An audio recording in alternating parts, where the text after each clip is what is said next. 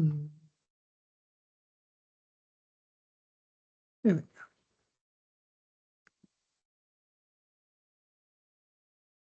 Okay, that should be it. So welcome, folks, to the inaugural Survey Writing Committee meeting.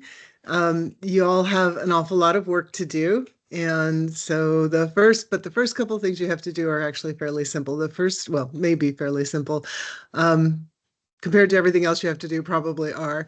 First, you'll need to choose a chair or co-chairs, and you might want to think about whether it'd be better to have one or maybe two or three people for a committee of this size. And then I will be quiet and turn it over to you, and you can start talking about how you're going to organize your work, some of the things that you'll need to consider as you develop your work plan. Okay. If it would be helpful, I'd be happy to drop some information about the roles of the chairs in the chat. Let me see if I can do that real quickly.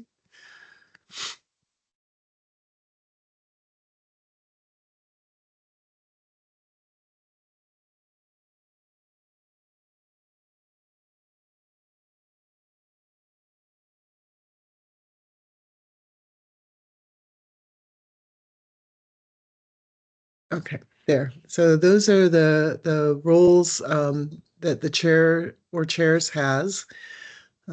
Basically, I think the chair's main function is to lead these meetings and also to um, establish communication with the other committees to make sure that everybody, because there are going to be a lot of places you'll be interacting, obviously, with the language people and with the outreach people.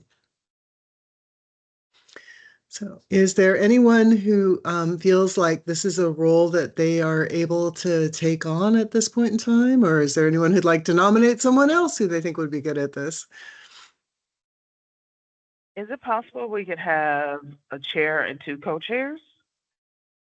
Or is there's only you one can chair? do whatever you can do what you'd like. Yeah, no, you can easily have two or three chairs if you want. Yeah.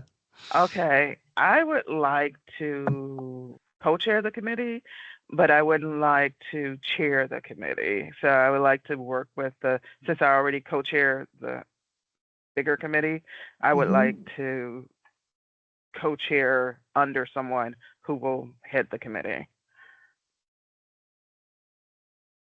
Can I ask one thing? Kelly Strong, am I supposed to know you? Willamette? I think Michael mentioned your name. If I'm supposed to know you, I'm sorry. Michael mentioned your name. Are you in IR? No, we met through the little IR meetings and I things knew like I was that. supposed to know you. I knew the name. I'm so sorry.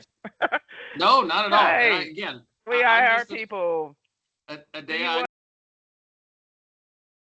formal meeting. I'm simply attending because the meetings are open to the public, and if I have anything to offer, I'm glad to do so. Oh, okay.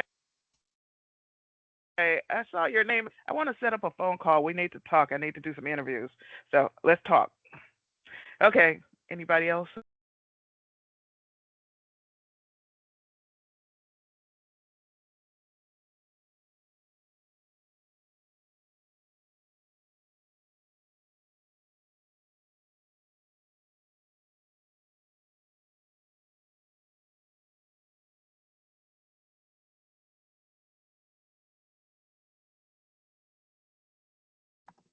Well, I'm willing to have. Okay, someone else is talking. Oh, sorry. I was just I'm happy to co-chair. I just don't think I have the capacity to take the more leadership than that, but I am happy to co-chair with other folks, if that's helpful.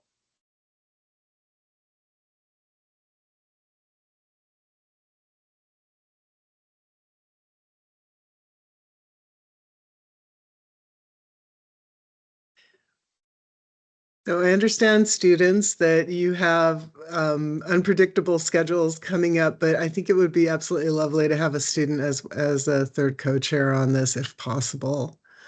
Not to put any pressure on y'all.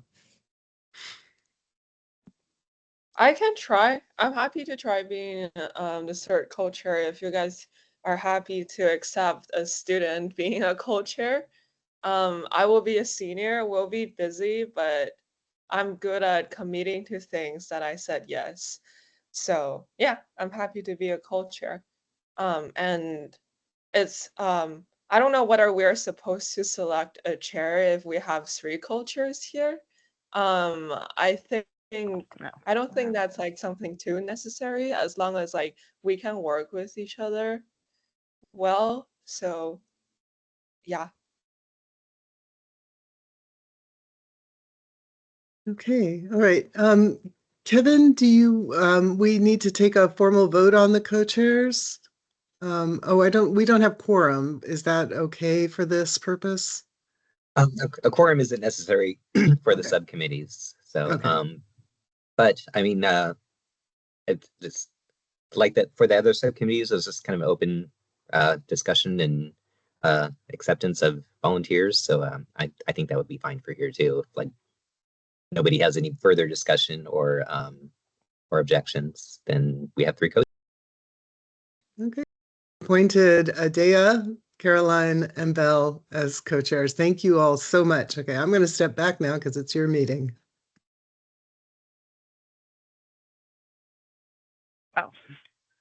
Oh, is our meeting now? Okay. I wrote down some ideas. Can I share with everyone? Because I think, let's see, I'll share my screen and let's share this. Do you guys see this? The survey committee, my information? Hello? Is everybody Yeah, hear I me? can see it. Yeah, we can see Yes. it. Yep. And you can see the screen. Okay. I think some of the meetings, one of the things we were supposed to do is select a co-chair and also design work that adheres to the timeline, divide work into committees. I remember those are some of the things that we talked, that was on the agenda for the meeting. So based on that, I went ahead and started working on some things. So this is the original timeline. The draft of the survey should be done by January 2025 to give out to the Fuller Committee. So we're already in August. So this is kind of what I'm thinking of. We could take possibly 2 months to work on the survey. We can revise this timeline. For the subcommittees to work on their individual survey, we divide parts of the survey into groups, and then in November we could present the survey to each other, all our different questions we came up with, and put it together into a full survey and work on flow of the survey, because you have to work on how it flows one question after another, and it has to lead into another, and it has to not be kind of all over the place. And December we can work on cleaning up, refining the questions, work on the demographics and more of the language and everything. And then January, I was thinking maybe present the survey to the full group. This was just a suggested timeline. And here are all the requirements for the survey. These are the statutes of the questions that have to be in the survey. I broke those up into possibly 4 types of groups we could have. One that work on sexual assault experiences. These are the experiences. The base survey should include and not limited to. Go ahead, Rowan, you want to talk? Oh, okay. So it's not limited to these things here. The number of types of incidents, both reported and unreported, should be a question. When the incident occurred, and so they want you to capture all these things within this group and the questions. The other one could be structural type of questions, the relationship with the school. So the number of your report, did you report it to the school? Let's see, I think this is reporting. This is the reporting experience. Did you report it? How the school responded? So you could look at all this, whether the student informed local law enforcement and things like that. So it could be mostly reporting questions. And I talked to Rowan yesterday about adding additional questions. I think with our time frame and everything that's going on, she just said focus on the base questions, make sure we have all those down. And then the third group could be like the impact group. Those are the questions that asked about the impact it had on you, financial impact, experience, students' sexual experience, experience any negative health impact, um, whether students mistook, whether students who reported sexual misconduct took a leave of absence, and things like that, those type of questions. And then the fourth one was just attitudes, knowledge, perceptions, and confidence. Confidence in the university, um, attitudes about including but not limited to students' willingness to intervene as bystanders and things like that. So these are pretty much the whole statute, but I have it somewhere else, and also Rowan has it in the original presentation form. I just broke it up into possible groups. Does anybody want to talk about this? Let me stop sharing real quick.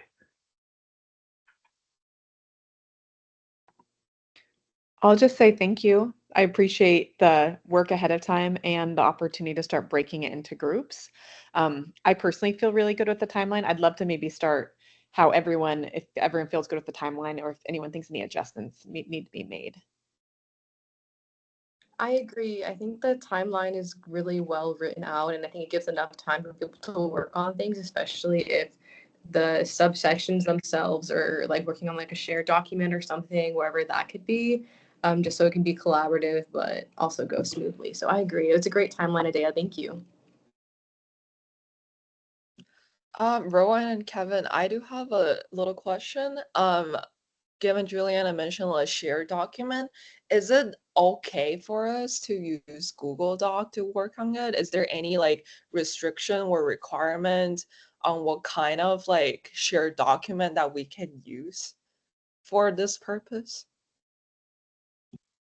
So, and that's an excellent question. Thank you, Belle. One of the reasons that we started using Basecamp was because it gives you a place to share, to work on shared documents. So it doesn't matter if it's a Google Doc, as long as it can have, the problem with Google Docs is there has to be an owner for them. And so somebody with an account has to use their private account. If you upload a doc into Basecamp, then it's sort of owned by the committee. I created a folder for you in Basecamp so that you'll be able to use to store your documents in. So yeah, so it doesn't really matter whether you use Google or Word or whatever, but just the working documents do need to be stored on Basecamp so that they can be publicly available. Cool, thank you. Oh, sorry, Adea, I think, let me find, I will create a public link for it so that everyone can see it. Hold on just a second, please. It's just called Survey Writing Committee. Let me see if I Oh, can. that one. Okay. Yeah. Let's see. Okay, I'm trying to. It's weird. It's not letting me do a link, but all it's got in it right now, the folder, it's just got a couple placeholders, the expectations for the committee, and then the committee list. Sorry. I'll figure out how to do that and then drop the link in there if I can. Okay.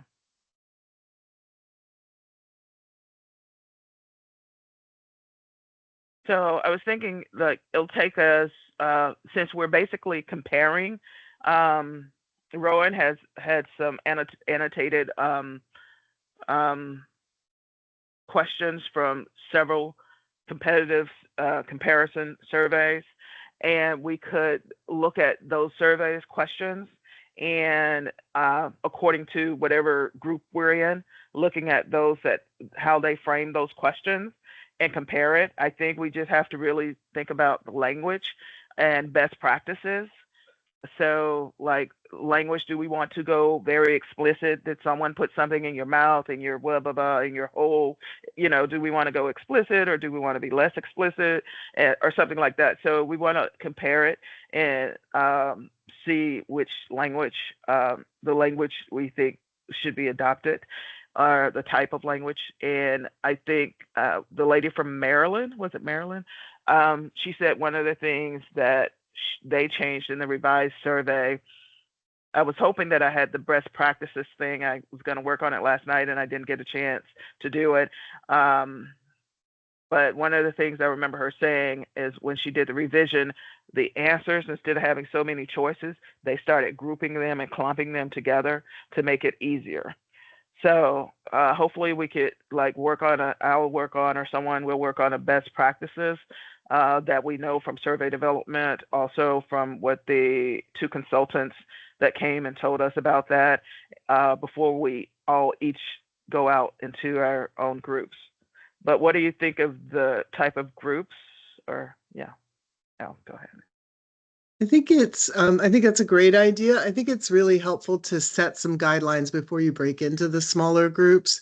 So the language folks are going to they'll be helping out with providing trauma-informed resources, but most of you are probably already familiar with what trauma-informed language looks like. You all should have access to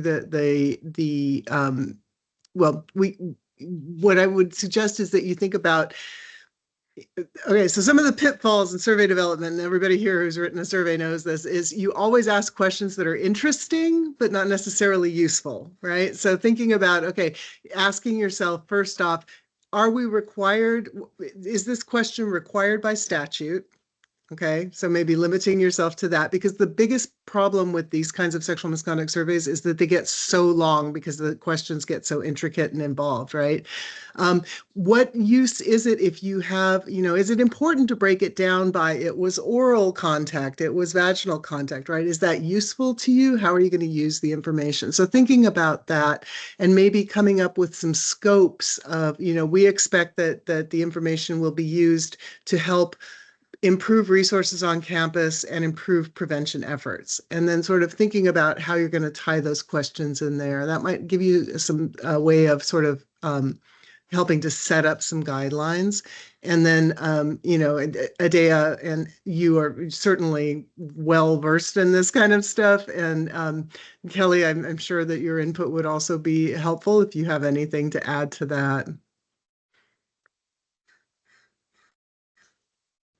I mean, one of the challenges, Rowan, from my perspective, you just mentioned this, but one of the challenges is that when you get a mandate like this, you don't know what the analytical intent of the organization that you're delivering this for has for the survey itself. So, but I think one of the key principles in designing this kind of survey in particular is do not ask anything that you aren't sure you're going to use. And there's two reasons why. One, it adds to the trauma of the experience of doing it.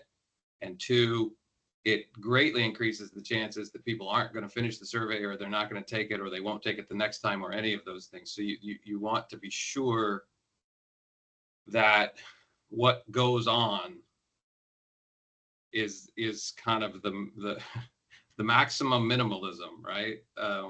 So everything that needs to be done, but you want to stop there so that you don't. There's just so many ways in which the good intentions and the really important outcomes of an effort like this could be undermined by too many questions, by asking all of the things that we'd really like to know, but that maybe aren't going to actually get analyzed or aren't going to get used, or things like that. So Rowan, you're right on the mark. I just want to underscore that. And I attended the Tuesday meeting as well. Rowan knows this, but I mean, my experience conducting surveys in a day, I'm sure you have a similar experience with this at UP, but students don't want to take surveys. They just don't want to take surveys. It's getting harder and harder and harder and harder. And so this one is going to need campus-wide promotion. It's going to need buy-in from faculty and community organizations and student life and all of these things to sort of help people understand why it's important, in order to get participation up. And then it's essential that what students encounter as they're taking the survey is perceived to be useful and limited in scope and all of those things. So I'm sorry, I appreciate you inviting me to speak on this. I don't want to abuse my my opportunity to share, but I absolutely agree with that. And I think that should be one of the guiding principles, like keeping it minimalist. And I don't say that because I don't support the survey. Quite to the contrary, I've done a ton of work on this on the Willamette campus and believe very strongly in the importance well, broad basis of resources about toxic masculinity, safety, sexual assault, all of this kind of stuff. So I'm totally on board. I just want it to be as successful as possible.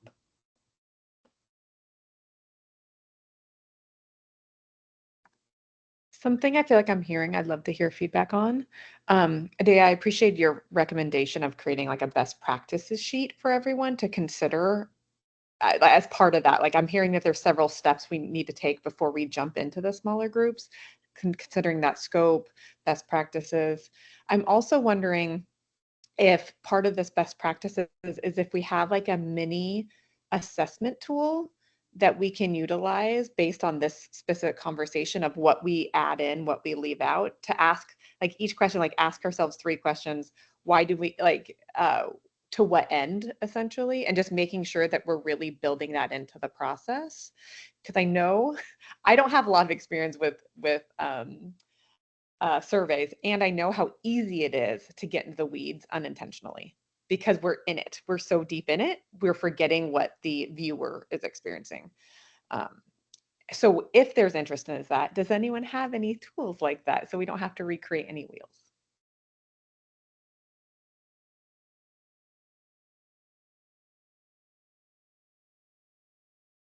I think we probably could make it. I'm just thinking of my work as a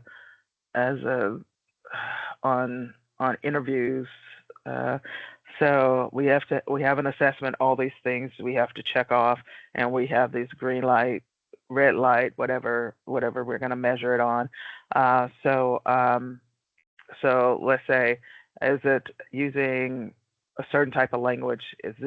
Or is it like overly worded, or whatever we have, whatever the best practice is, and then just have the degree it goes up to that, so that can kind of standardize it, and then people in all the group can come together and look and say which is the best question, and whether we could kind of rewrite it. Is that kind of what you're talking about? And once we say, okay, let's get this question, and because it seems to check out all the boxes, then we can rewrite it. Okay.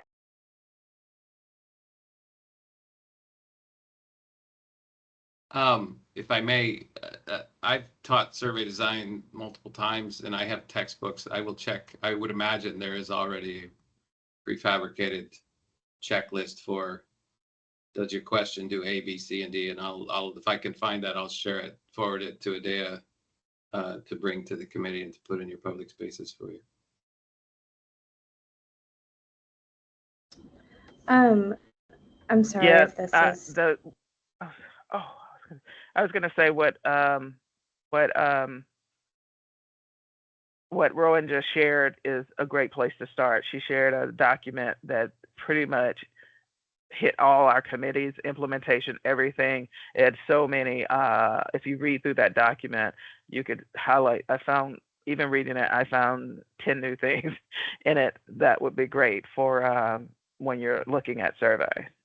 So I love that document. I was going to tell you that could be a resource, but I'm sorry to interrupt you. Go ahead. Oh, you're good. Sorry if this has already been clarified, but just Rowan, you were talking about like the work with other committees too, and so our committee is coming up with like the questions, but then there's a language committee that's going to help us like clarify those questions or like reword the questions. Is that correct? So we're just kind of, are we coming up with more of the general ideas of the type of information we would want to get, and then they're going to help us like word those correctly, as I'm not using my words very well. I think the idea is if you all can start off with looking, so those documents that I had prepared for you that sort of broke into each kind of question or section, the way that different surveys have asked about, for example, how do you ask about sexual harassment, right? So those documents might be helpful in giving you some basic wording. The language subcommittee is going to be looking at trauma-informed and readability.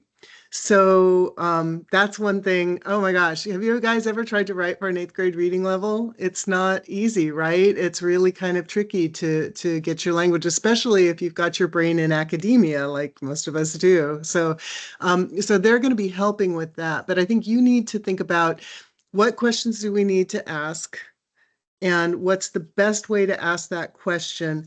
And then triangulating to make sure, okay, so if I answer that question, what information is it actually giving me? And is that the information that I wanted, right?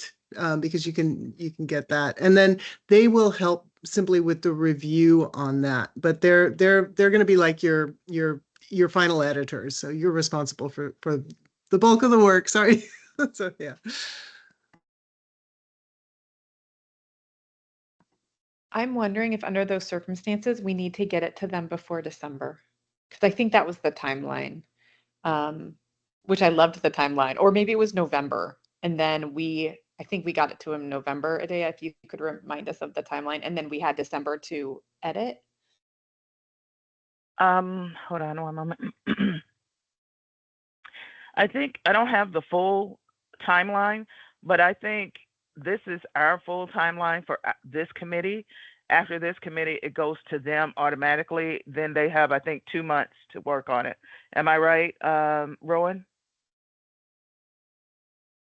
The timeline is entirely up to you all to decide on. So, Oh, okay. and I mean the Because council as a whole. You have to have your yeah, document. Your final survey has to be to the schools by the beginning of the academic year 2025. That's all. That's your only real deadline. yeah, that's okay. So if I remember the chart right, I don't have the actual timeline in front of me, example that Rowan created, but they gave us, I kind of like this. It gave us the whole time to actually get all the questions together. If we finish earlier, we could, but to have all the questions together, revise it, because if we have it in separate groups, separate committees, and smaller committees, then we have to put all the questions together. Then we have to work on survey flow, make sure it flows together. We have to decide where we're going to ask the demographic information, if we're going to ask questions before or say statements before they actually take the question to tell them what the question's about, what it's going to ask about, and things like that. So like an introduction, and maybe decide if we're going to give resources. So those are a lot of things we're going to have to decide on once we put the survey together. So I would think we're probably going to need that whole time.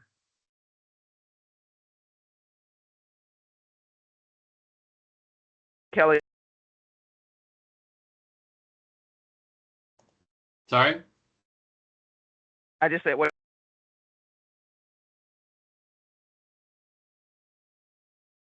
I would share. It's going to take longer than you think. Would be my one piece of advice about survey design. Oh yeah, it took me a year with my survey, but we're kind of shortcutting. We're only working on the base questions. We're basically comparing how others asked and only breaking it out in small groups. We're trying to kind of speed it up, and we're not pilot testing or anything like that. So we're doing a lot of different. I'm not doubting whether it can be done. I'm just saying that if you think it's going to take this long, expect this long, right? Like that's all. It can definitely be done. I don't doubt that at all. Yeah. And one thing that I think you still want to think about is, do you want to do some implementation testing in the spring? So that's one reason why you might want to try to, you don't really have to have the entire survey approved by the council in, as a thing that's ready to go in January, but you're going to want to have at least the draft approved for possible implementation testing, maybe with a couple of small groups of folks. One other thing I think we had mentioned the other day, Adea, but I'm not sure that we brought it up, this is thinking about when you're writing the questions, who are you writing them for? Are you writing them for a rural community college? Are you writing them for a Christian commuter school? Are you writing them for a residential undergraduate, right? So, and possibly, and sorry not to add more work to you, but possibly thinking about, do you want to have a block of questions that for the community colleges, we recommend that you ask these questions in this way? So that's something to think about too, because it's, you can ask about fraternities and sports teams, but that's not going to apply probably to most of the schools in Oregon.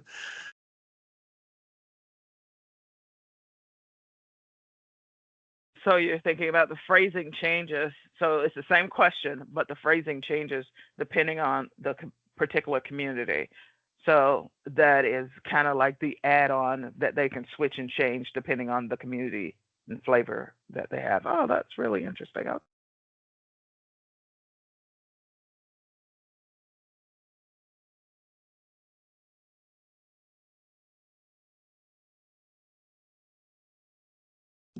I have another question regarding to what Rowan just suggested. Like we have add-on for different kind of higher institutes.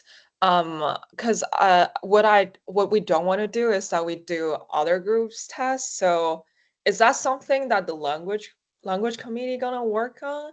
Should we only concern the content instead of, the very specific kind of trauma-informed, but like public accessible language thing when we work on that part of the survey? If we do agree that for different kind of college and universities, we sort of want to have some different content in the survey.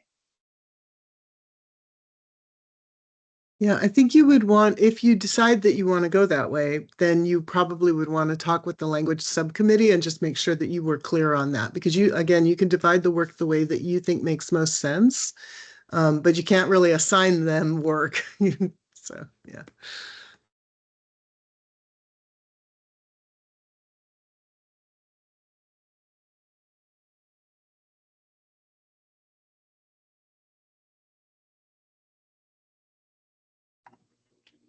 What do you all think our next steps should be then? Both in what I'm hearing is the opportunity to break up into groups, but also that we have to identify the work that needs to happen before we get into these groups or before we really launch into it, and then who's going to do that.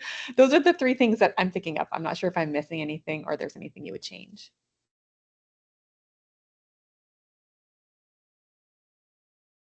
Rowan, aren't you making a best practices document? Maybe I thought. Oh, it's already. Yeah. Okay. Is there like a summary of all the best practices, or we could read the documents? But I was thinking, is there like a already ready to go to like summary, like 20 things listed, There or is 20 not. things to remember? Is there something? Yeah, there's not, but I'm Okay. happy to do that if that would be useful for you. I would be happy to put a best practices doc together. And then I think also looking at the there I can do that. And then I think also looking at the other surveys is really important because I think that's, and especially New Hampshire and Massachusetts both have already implemented their survey, gotten feedback on the first round, and then made some edits. And that might be kind of helpful for you to look at those documents too. Why don't I put together the best practices doc and try to make it as simple as possible, and then you all can decide where else you want to take a look, though. Let's start with that. Sound good? Okay, I'll do that. Do we have to decide on the groups at this time? I wanted to, you saw the four that I said. I kind of wanted to group it based on the statutes, which ones were similar. Like they wanted to talk about the person's personal experiences with harassment, so that could go together. What about to say street harassment? I'm in the middle of writing a paper where I have some data I call street harassment, but just harassment in general, their experiences on that. Um, and then they wanted to know the university reporting experiences. And then I know they wanted to know person's awareness of their knowledge, perceptions. And it's almost like the ecological model that I was originally thinking about, the ecological model, your personal beliefs, knowledge, and awareness. And then the next level is interactions, your interactions with people. And then the other is the structural level. That's the top level. So that's the structure here are the universities, your knowledge, your reporting, and things like that, and university responses and things like that. So that's kind of almost like that. So um, I kind of there was the statute was in a document that Rowan sent out, I forgot what's the name of that document. I talked about it when we first met, but I just copied and pasted everything in that document and and then I started breaking them apart. And we could do that again because I would love someone to check over me and make sure I didn't miss not one. So maybe going and getting those statutes that at minimum that we have to have. And I think that, and then breaking, I don't know how you guys want to break into groups. I have a quick question. So I think there's 1, 2, 3, 4, 5, 6, 7 people. Is there 7 people on this subcommittee? There's It'll be 13, 11 I thought. folks altogether on the subcommittee. 11 total. There's just 7 on the call. Okay. I was just trying to think like 4 groups feels like a lot for a small amount of people because then you have like 1 to 2 or 3 people per. So I wonder if we even combines, it'd be better to combine those into like 2 or 3 just so you have a couple more people. Even if it's a little bit more work, you have more eyes on something than splitting it out, which is maybe a little bit less work, but you have fewer people. So that's just a thought that I had.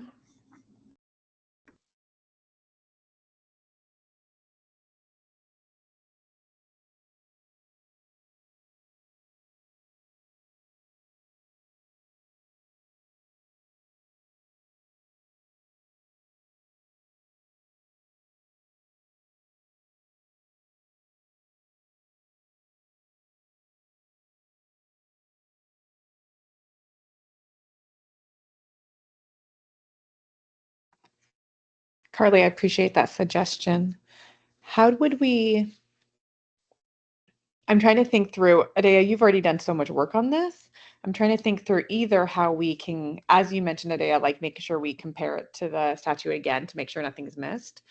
And then also like if we wanted to break down one of those into three groups instead of 4. Does anyone else have any thoughts around that or the ideal number of people to start reviewing these? I guess one of my thoughts, or I guess kind of a question, is how many questions per section we think we're going to have, just because we talked about how long their survey is going to be and how it might be re-traumatizing for those who are taking it. So I think if we limit, like, I don't know the exact number, but say it's like 10 questions per section, and there's 2 people per group, that's 5 questions per person. I think that would be manageable, but I'm just not quite sure what we're thinking as a collective group, how long and how many questions per section there should be. Not that they all need to be a certain number, because some might have more questions than others, but just like a thought point. I think what I can come up with right now is that we probably should read the New Hampshire and Massachusetts surveys first to see which section they got a lot of questions and which section they only got like a few or like comparatively fewer questions. In this way, we can know that, okay, so what will be the amount of people we need for this group to work on this specific section. So my original thought is that we can still like split people into 4 groups according to the statute, and then we ask folks to read first, not only just read the best practice and the guidance for measuring sexual harassment prevalence using campus climate surveys, the one that Rowan shared today, but also read the Massachusetts and New Hampshire surveys, and then report the amount of like people they think they need to get the work done, or like report the number of questions other folks in other state that include for that part of the survey. And then we can have another meeting and to discuss, okay, whether that group need fewer people so that there can be some more folks to support other groups. Does that sound feasible? Yeah, I agree with that. I think that even creating like an outline based on what we're seeing so that like we have a visual to attach to it, like, oh, like Massachusetts and other ones have these common themes in this section. And kind of like parsing it out like that and then seeing like you're saying, Belle, like being able to see exactly how many questions we think or we're presuming are gonna have and then base off the sections off that.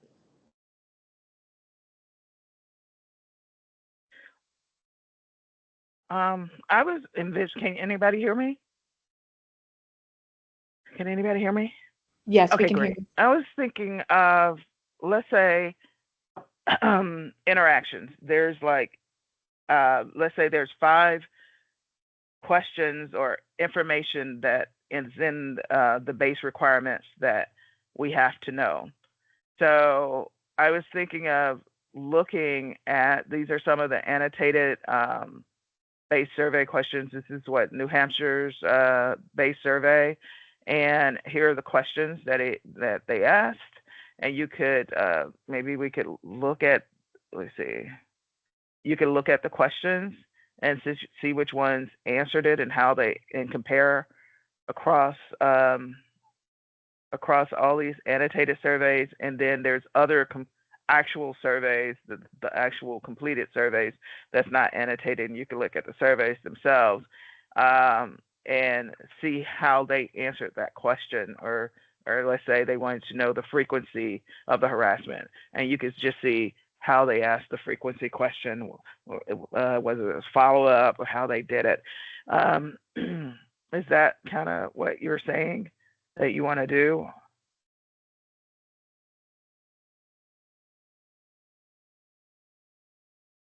Sorry, are you asking me?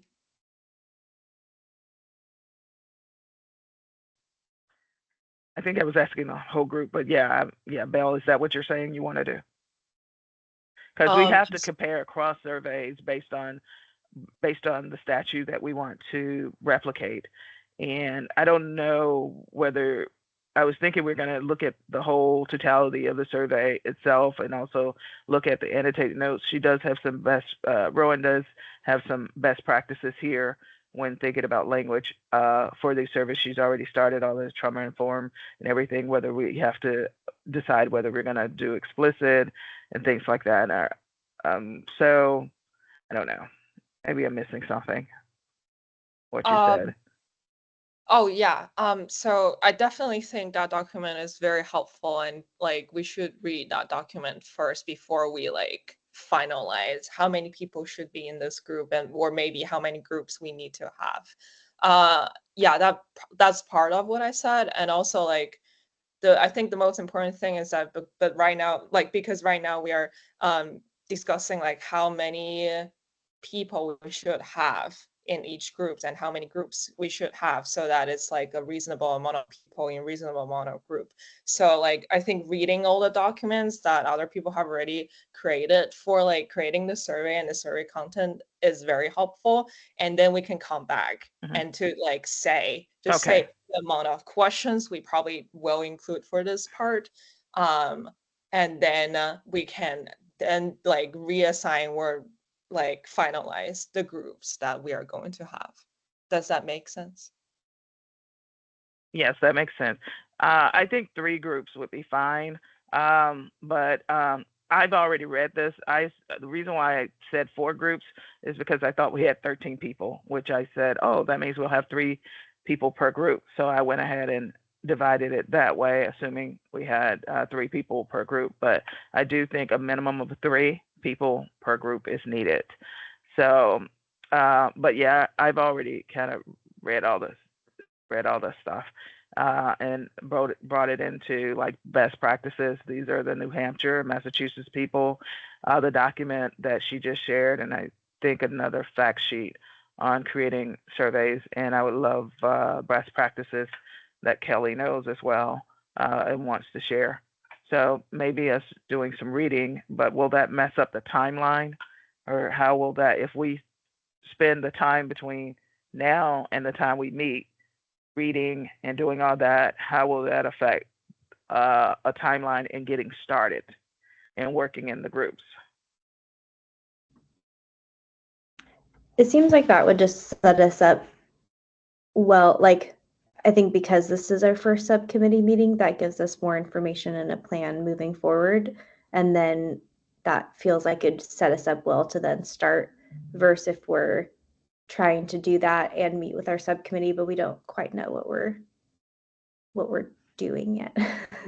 If we have all that, like if we can do some of that research and look at it and have like a better idea going into those smaller groups, it seems like that would be more productive. Okay. So maybe read some of the documents that Rowan has submitted and then having, okay, we could do that. Are I you, think the and I documents think, are there. We could just organize it. I think maybe you mentioned this earlier or someone asked, but with the document you created with the 4 groups, is that something you're able to upload to Basecamp so we can kind of be looking at that while we're looking at the other information? Yes, I'm gonna organize, I'm gonna put up all the documents, everything. And Thank you. yeah, I'm gonna put up document. It's just one document for me. Most of the documents are from Rowan. Why survey topics? Okay. Oh, Rowan just uploaded.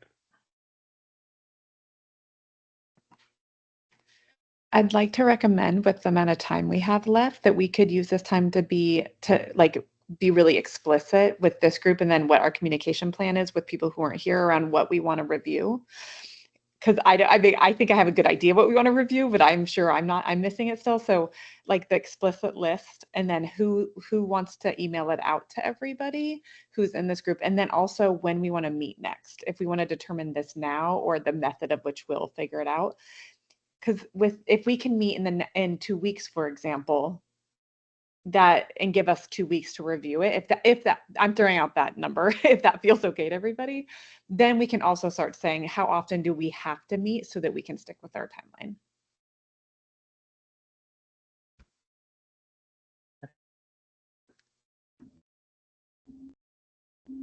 Well, it has to be Do one we of the want, co-chairs that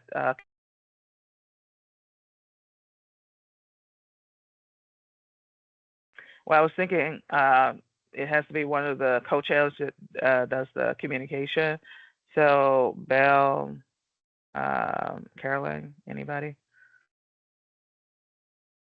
I'm happy to. Oh, go. Sorry. I'm happy to just, send out when is good to like see whether for like I mean, we haven't decided the frequency of the meeting, but I think bi-week sounds good to me.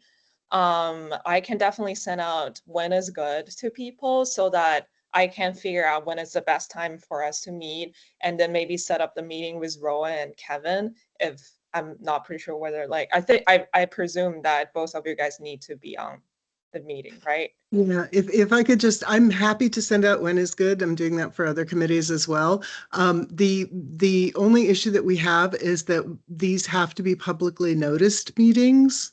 And so you want to check with Kevin. We could do them every 2 weeks. That's not a problem, but the notice needs to go up by the Thursday, by like a week before the meeting. So just so you know. So if people feel like they want to meet in 2 weeks, I can send out a when is good for that. And then if Kevin sets up the meeting, that works best because that way he can send the invites out to everyone. He can make sure that the link to the meeting is posted in the public notice documents.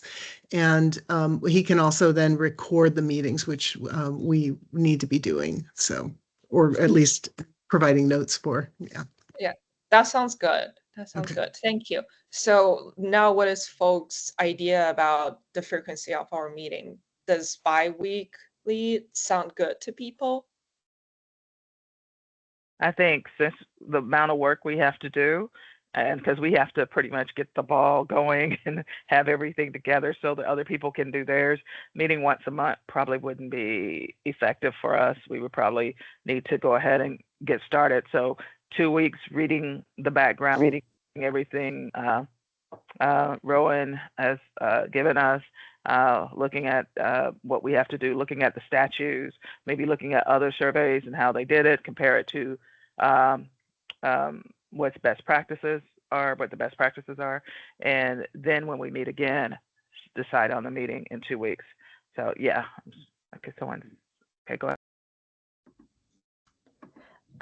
For it to be public and whatnot, does that include like if we met with the 2 other people that were on our like subcommittee, do those have to be public?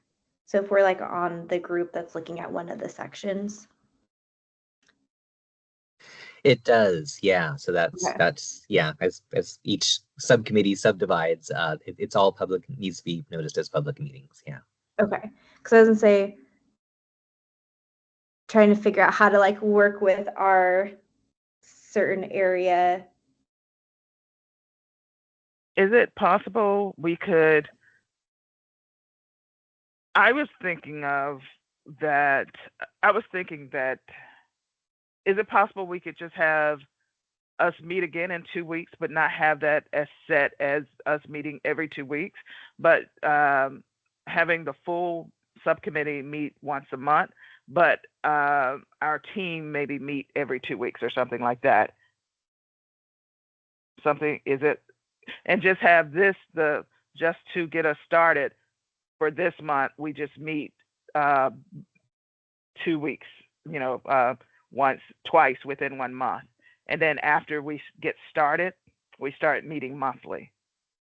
Is that something we could do?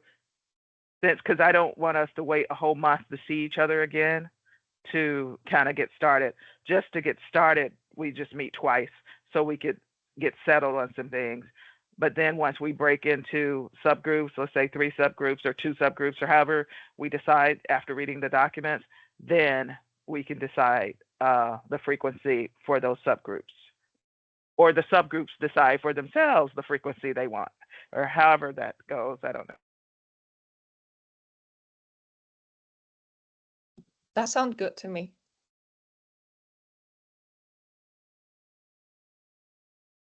Is that okay to do, Ro? I think that's fine. I think one thing you might want to think about if you're going to meet again in 2 weeks are what do you want people to prepare? How do you want people to prepare for that meeting in 2 weeks? Do you want them to have certain readings done? Do you want them to come back with certain answers to questions or with questions to ask?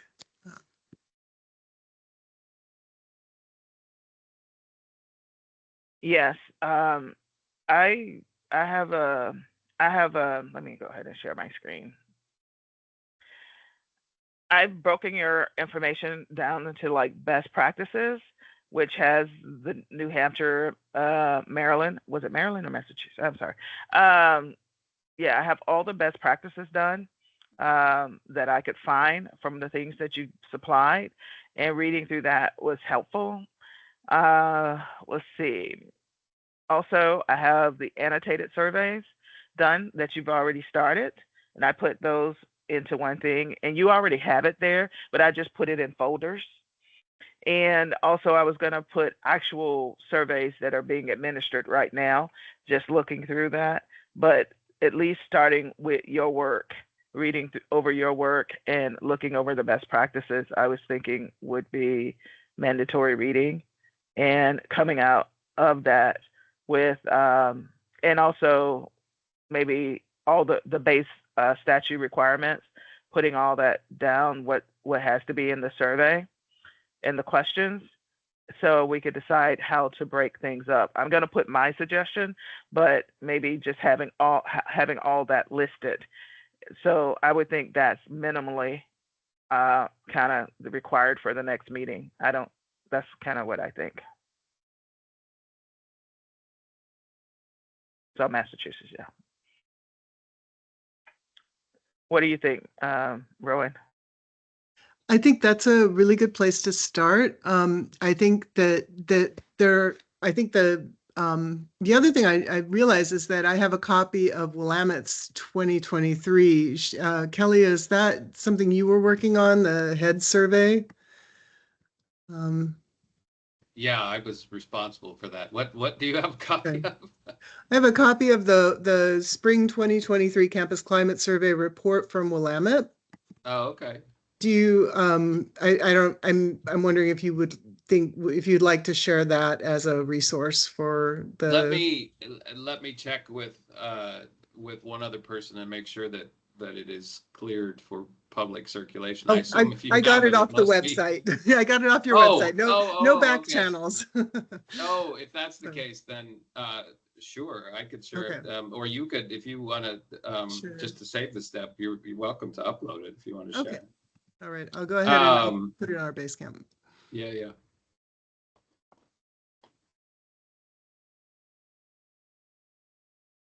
It has So that maybe whole read experience out. has it has a lot of cautions in addition to things to share. So I mean, anyway, sorry. I think and maybe this is a similar thing, or maybe this isn't helpful, but we also use the head survey, and on their website, you can see a sample of it that has a lot of questions listed of what they send out. So I don't know if that's helpful too, but you can see on their website what their campus climate survey is. Yeah, I think we could also. Okay, go ahead. No, go ahead. I think we have Rowan gave us surveys. Was heads one of them? One of the full surveys you gave us, and how they asked we could look through and compare the surveys ourselves, as well as look at the annotated ones as well. So, but yeah, we could look through it. I had that up yesterday because she gave us that in the original file. I think it was a lot of surveys, like 6 or 7 surveys that you could look and compare. Because I remember saying I like the one that Yale used. What is the AAU or something? AAU? I forgot, but I like. I just have one last thought. Adea, would you mind to send out the email to all the people in the subcommittee, especially for folks who could not make to the meeting today, including all the best practice documents that you've already collected, and also all the things that you think we need to read, and also like the way that you want to like split the subcommittee into 4 groups so that folks can read it and then respond to that next time when we have meeting. And then Rowan and Kevin will help with schedule the next meeting and find what is the best time for us to meet in 2 weeks.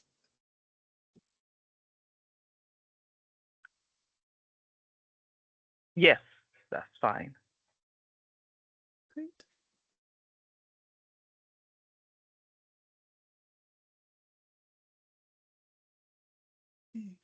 Right.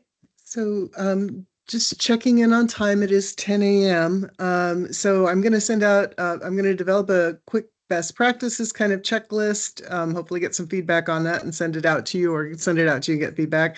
I'll send out a when is good.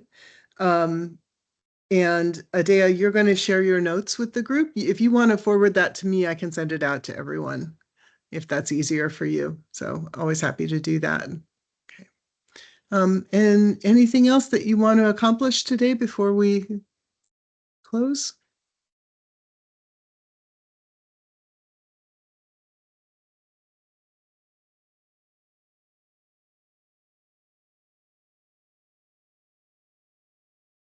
Right, chairs, do you want to go ahead and close your meeting? Okay. And formally doing this, do we just say everybody's dismissed? Okay. I think we can formally close the meeting today. We've discussed all the business. So thank you very much. Thank you, everybody. For coming. Okay.